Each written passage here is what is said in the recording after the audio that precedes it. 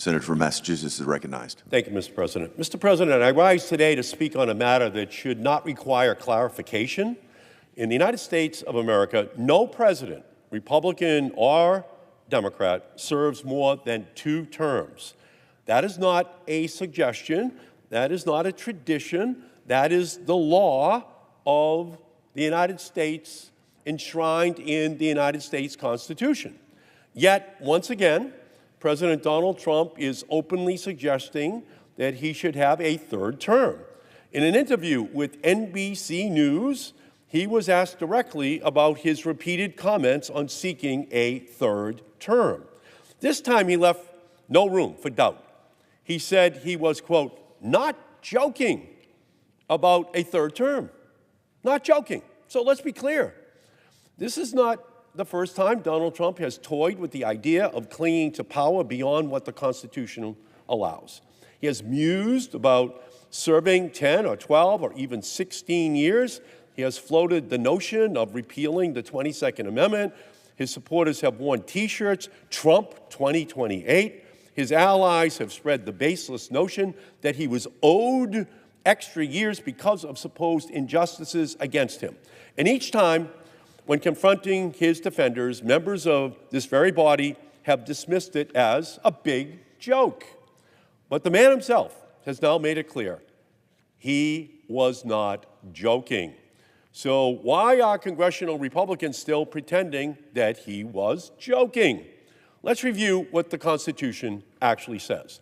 The 22nd Amendment, ratified in 1951, states unequivocally, quote, no person shall be elected to the office of the president more than twice. No exceptions, no loopholes. The 12th Amendment makes clear that no one who is constitutionally ineligible to serve as president may be elected as vice president, closing the door on any scheme where a president resigns to elevate an unelected successor. The law is settled, the case is closed. The reason we have these protections is simple. America is a republic, not a monarchy.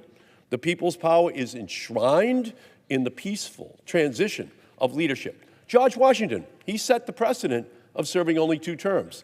And after Franklin Roosevelt's unprecedented 4 terms, both parties, Democrat and Republican, they came together to enshrine term limits into law.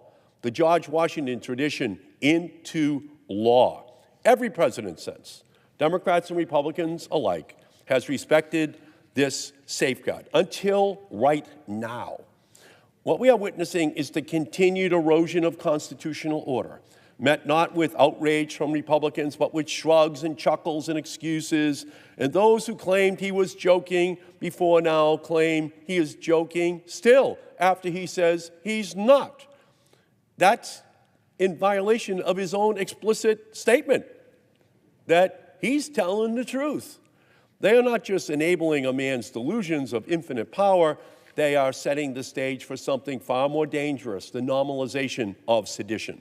Because let me say this plainly, there is nothing funny about sedition.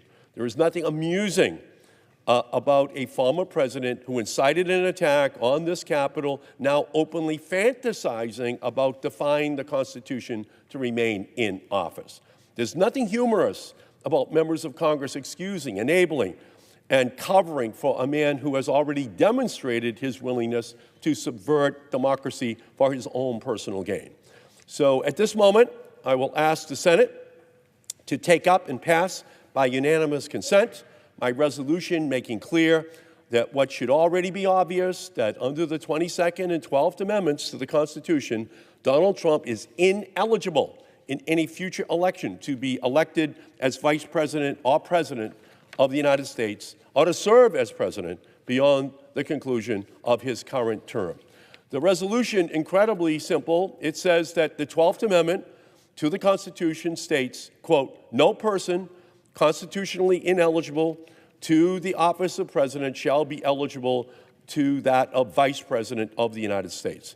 And the 22nd Amendment to the states that, quote, no person shall be elected to the office of the president more than twice, and no person who has held the office of president or acted as president for more than 2 terms of a term to which some other person was elected president shall be elected to the office of the president more than once. So, therefore, President Trump is ineligible in any future elections to be elected vice president or to serve as president beyond the conclusion of his current term. That's it. That's the totality of what it says. This is not a partisan statement. It is a constitutional one. And every member of this chamber, regardless of party, should be able to agree no president is above the law. No president is entitled to more than 2 terms. If my colleagues truly believe that it's all in jest, then let's put this to the test. Let's pass the resolution now, because if they won't, the cost will be nothing less than the future of our republic, and that is not a joke.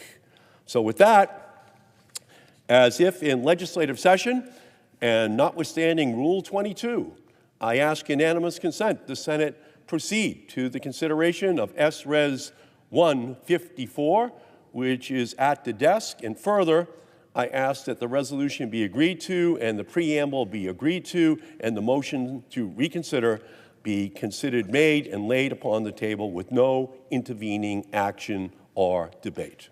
Is there objection? Mr. President, Senator from Florida is recognized. I object. Objection heard.